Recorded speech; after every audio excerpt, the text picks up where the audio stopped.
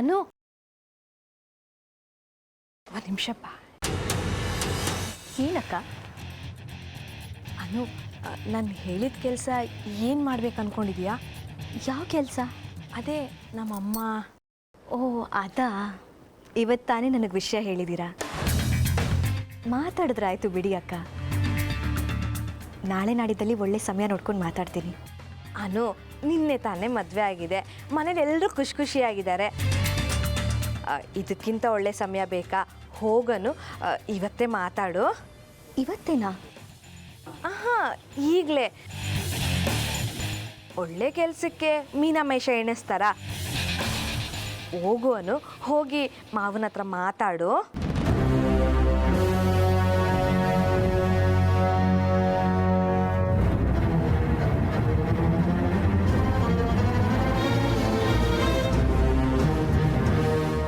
ಹೋಗುವನು, ಪ್ಲೀಸ್ ಹೋಗುವನು.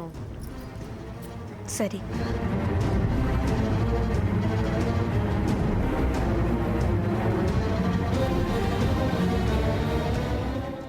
ಅನು ಹೋಗಿ ಈಗ ಮಾವನ ಹತ್ರ ಮಾತಾಡ್ತಾಳೆ.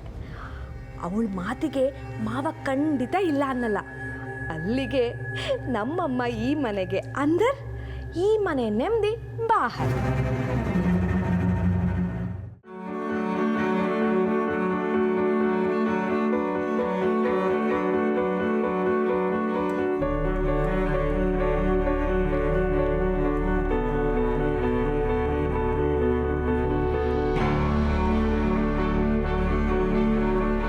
ಹೇಳಮ್ಮ. ಮಾವ, ನಿಮಗೆ ಕಾಫಿ ಕೊಡ್ಲಾ? ನಾನು ನೀನು ಕಾಫಿ ಬೇಕಂತ ಕೇಳೋದಕ್ಕೆ ಬಂದಿಲ್ಲ. ಏನು ವಿಷಯ ಹೇಳು.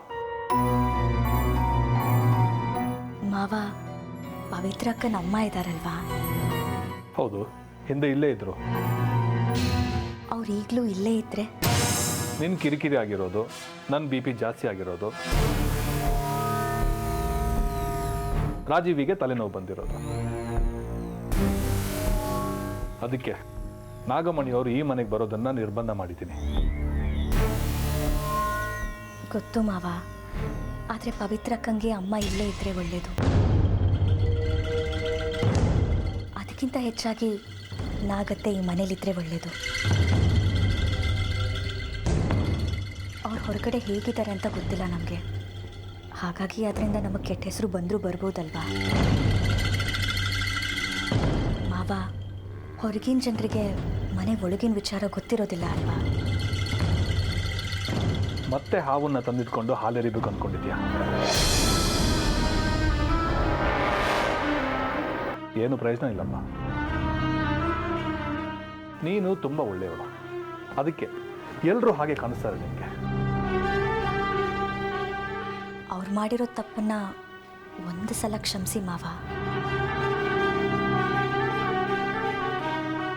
ಪವಿತ್ರಕ್ಕ ಈ ಮನೆ ಹಿರಿ ಸೊಸೆ ಅಲ್ವಾ? ಅವ್ರ ಮುಖ ನೋಡಿ ಆದರೂ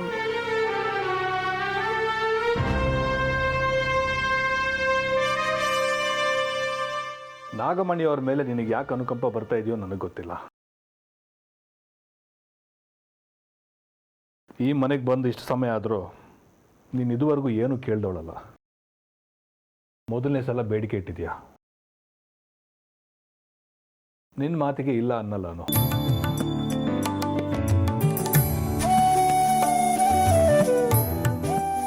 ಆಯ್ತು, ಹೋಗು. ಥ್ಯಾಂಕ್ಸ್ ಮಾವ. ಆದರೆ ಕಾಫಿ ಬೇಡ.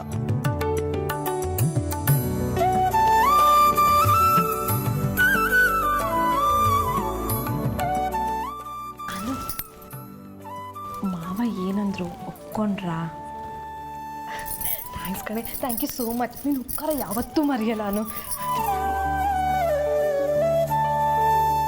ಪವಿತ್ರ,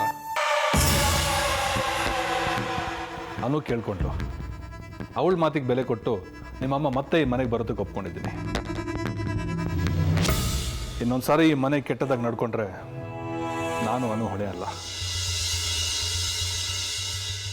ಕೊನೆ ಅವಕಾಶ, ಒಳ್ಳೆ ರೀತಿಲಿ ಬಾಳಲಿ. ಅಮ್ಮನಿಗೆ ಹೇಳು. ಮಾವ, ನಾಳೆನೇ ಬರೋದಕ್ಕೆ ಹೇಳಲಾ?